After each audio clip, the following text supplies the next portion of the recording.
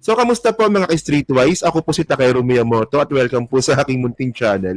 So, mga kababayan, no, kung meron mang sobrang nag-grandstanding po kanina po sa hearing sa Senado, walang iba po kundi si Robin.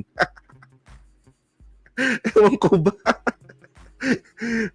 Sa tingin niyo ba mananalo pa to sa susunod na eleksyon? Sa tingin ko hindi na. No? Kasi dito niyo po talaga pinatunayan mga ka-Streetwise, no, na hindi po siya senador ng taong bayan.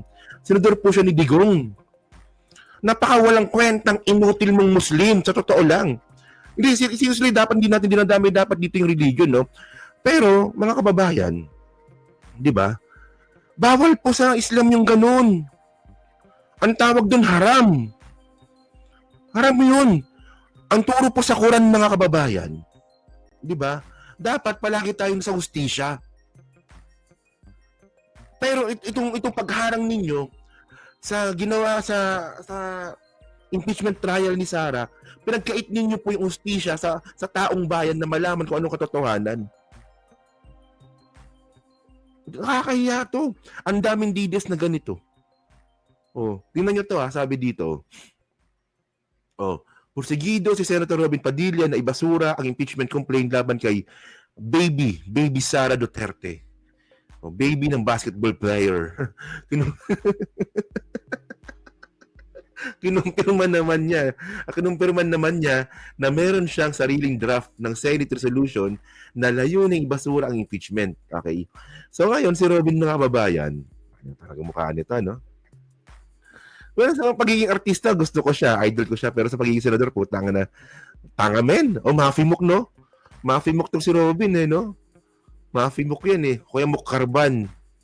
O, di ba? O, Culp, pwede siyang Culp, no? Haiwan.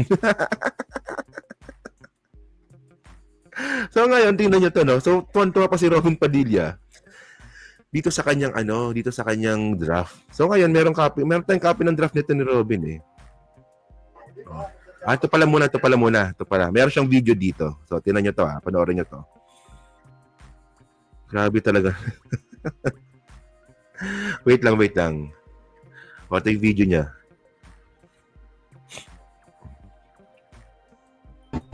Pero, payag ka maging national artist si Fred Aguilar panukalang batas. Hindi, actually na lang, no? Kung pagiging musician, okay lang, walang problema, no? Pero kasi, naluwa kasi ng politika si no?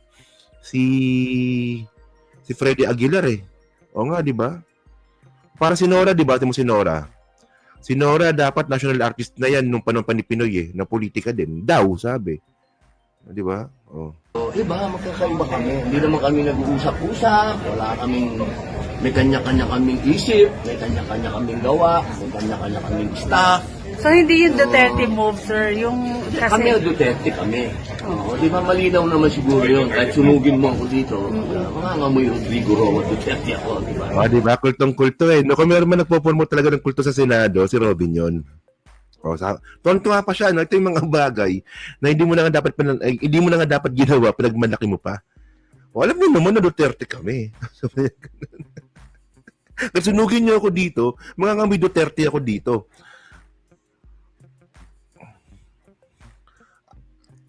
Coming from sa isang Islam.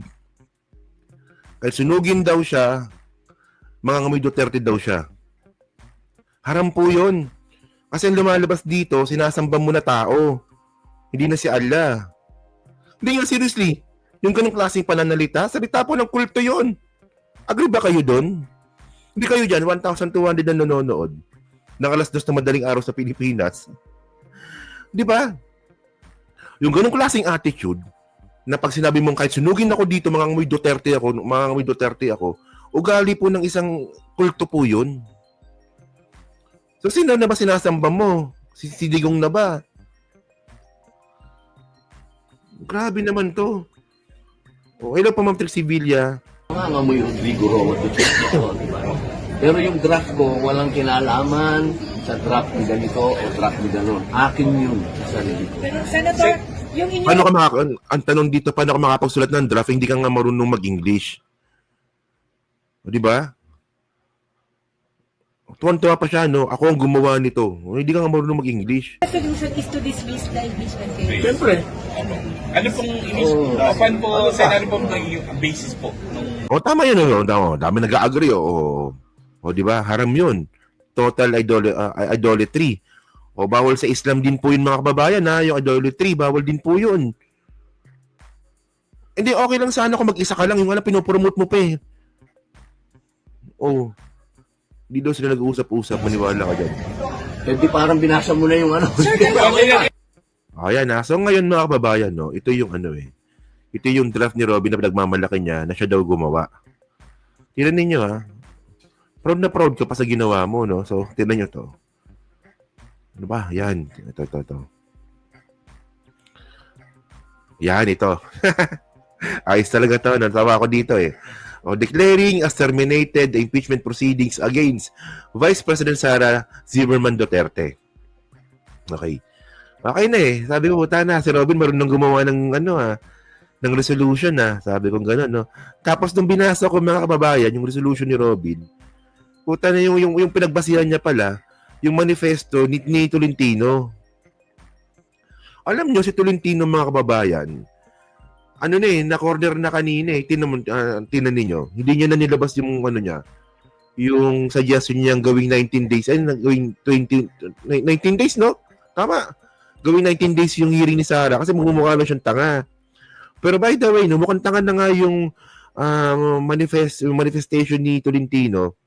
Di ba? Sinundan pa ni Robin. So, sino mas tanga? Tignan nyo ano ba yung rason ni Ano ba yung rason ni Tolentino? Hindi daw pwedeng ituloy yung impeachment trial ni Sara from 19th Congress to 28th Congress. Kasi wala daw po yung word na carry over. Doon pa lang tanga na eh. Di ba? Tandaan po natin na yung Senado nga po, isa po itong continuing body. Sa continuing body, di ba kapag napalitan po yung mga tapos na yung term, papalitan din naman po sila ng mga bagong dating, yung mga nanalo nung nakarang eleksyon. So, continuing body po siya. Walang mababakante. So, tanga na nga yung sinabi ni Tolentino. Ginawan mo pa ng papel na to. Visit na papel na yan. Bang tawag dito? Yan, sa na yan? Dito, sa resolution. Yung resolution na to. Puta, ginaya mo lang eh. Kinopya mo lang eh. Puta, proud ka dito? Gagawa ka ng resolution, kinopya mo lang sa iba? Gawa ko ng resolution, tapos nung binasa mo, kaparas na pala nung kay Tolentino. Ang tanong, pinansin ba yung kay Tolentino kanina? Hindi. Oo. Ano nyo naman? Anong klaseng katangahan to, Robin? Puta, binabayaran ka ng taong bayan, tapos ang gagawin mo lang na resolution, kinopya mo lang sa kapwa mo senador. Anong klase yan? Sayang binabayad namin sa'yo, buha ka ng ina ka. Panggigil to eh. No, tinan mo oh. Tuwan-tuwa ka dito. Ito lang yung sinabi ni O yan jurisprudence to o Justice Teresita Leonardo de Castro jurisprudence ni ni Tolentino to eh. Proud ka pa dito? Sabi ni Robin Padilla dito let this manifestation be entered into official journal and the records of the Senate to sit an impeachment court. I make this stand in faithful defense of constitutional order, procedural fairness, and the institutional dignity of this chamber. Puta, kapag ito pinatulan to ni Keith, mas lalong magmumukhang tanga po yung Senado. Di ba? Di daw nag-usap-usap pero kumopya sa ibang senador, no? Whereas the article of impeachment against Vice President Sara Duterte have not been referred to the Senate plenary for proper disposition, thereby precluding referral thereof of the Senate convene as an impeachment court. Yun. So, yung late na naman daw. Yung late. Oo. Both houses of the Congress of the Philippines adjourned the Senate DA ba yan? On June 13th, pursuant so whatsoever. Walang kakwenta-kwenta to, no? So ngayon, Diyos ko, ewan ko ba. Buti pa nga si Bato, no? Actually, yung kay Bato, mga kababayan, yung kay Bato, kinopya niya rin po yun kay Tolentino. Oh. Ngayon, anong sabi ni Anong sabi ni Tolentino kanina? Ituloy na yung impeachment trial. Isipin ninyo kung anong klaseng katangahan yung ginawa ninyo. Yung kinopihan ni Bato at saka ni Robin Padilla na resolution galing kay Tolentino. Okay. Ayun na ginamit nila. Tapos, kanina, nung nagsasalita si Tolentino, ang gusto naman ni Tolentino, ituloy na po, no, yung impeachment trial. So, ano yun? So, mukha kayong tanga. Ay, Diyos ko kayo. Ewan ko sa inyo. Ay, wala silang magagawa talaga, Ma'am Trixie. Di ba? So, actually, mga kababayan, kasi, no, una sa lahat, alam naman po natin, na yung impeachment trial, mga ka-streetwise, ano yan, isa itong political exercise. Totoo naman yun. Isa itong political na procedure. Totoo naman yun.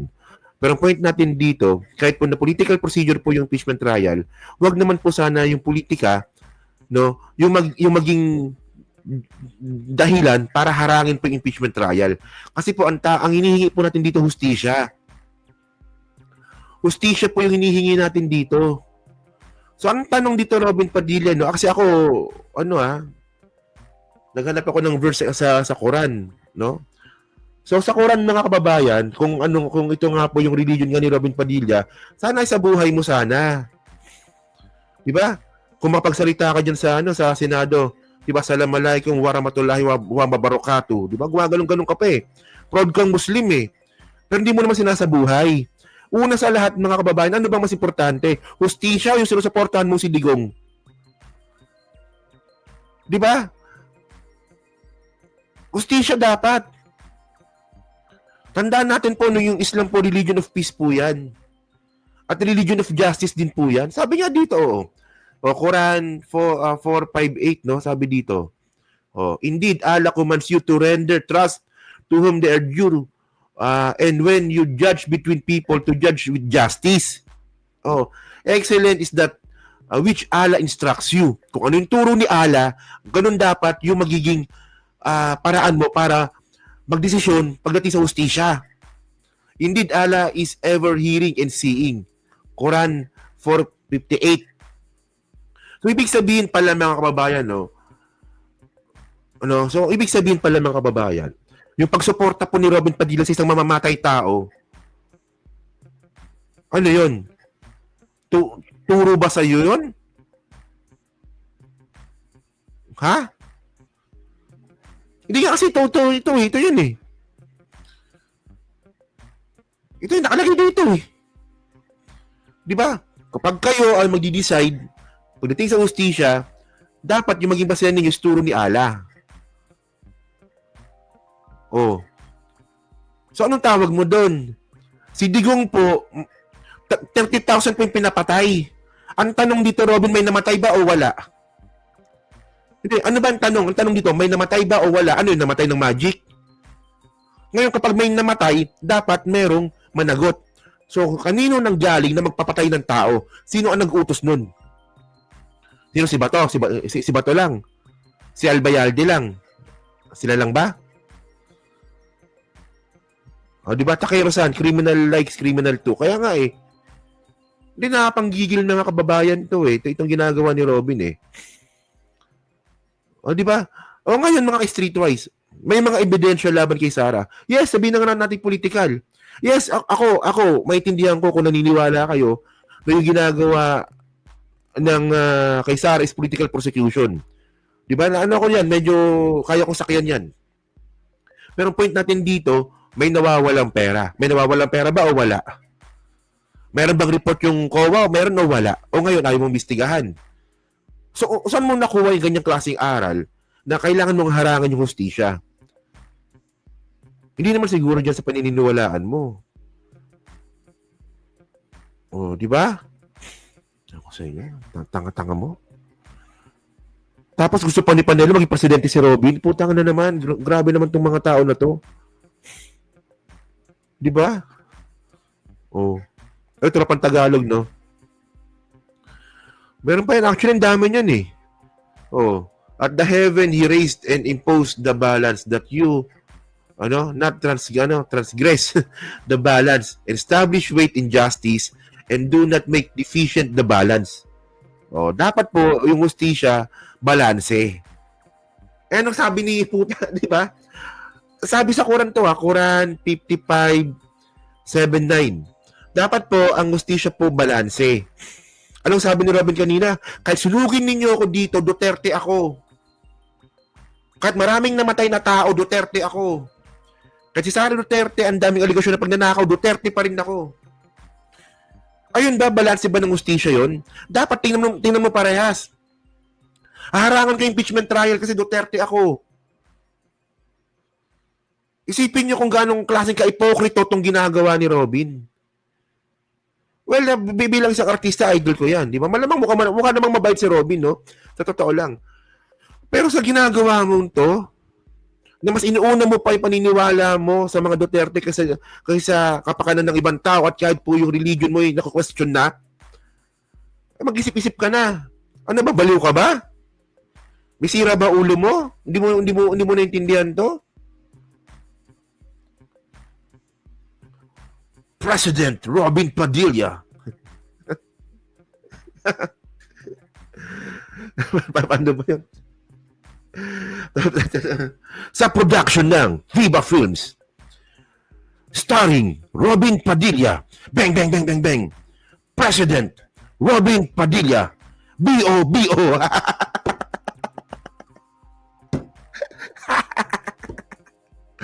Iya, di ba? Ay, Diyos ko. Ako. So, alam nyo, kapag may mga details po dyan, wag niyo po silang patulan. Bayaan mo sila dyan. Maganda nga dito, nakikinig sa akin para lalo silang makasar, di ba? So, kayo mga ka-streetwise, no? So, kayo po, no? Inahandog ng Star Cinema. Isang pelikulang pambata. Pambatang isip, pang-abnormal. Presidente ng mental hospital, Robin Padilla. Pwede ba mag-volunteer? Ako na ang susunog. So yun na. So kayo po mga kababayan, no? Ano pa masabi niyo nga po dito sa ginawang katarantaduan po ni Robin Padilla? So, hindi nga, ito kasi honest opinion ko lang to. Hindi po natin nakikita yung turo ng kanya pinaniniwalaan sa kanyang ginagawa. May opinion hindi naman sa panlalait. Pero yun ang nakikita natin Di ba? So ano nga pumasa kayo, may pangalan ng bata. Aba, hindi alam niyo ba yung pangalan ko kung ano ibig sabihin nun? Kita mo, doon pa lang, di nyo na alam do. So kayo po, ano po masabi nyo nga po dito, so comment lang po sa baba, binabasa ko pong lahat yan. At syempre, dyan po sa Team Replay, pa-subscribe, hindi naman kalabisan, pa-share rin po na video po na to. So, iwanan muna natin yan, and then ito, next topic tayo, pag-usapan natin itong ginawa nga po ni Cheese kanina.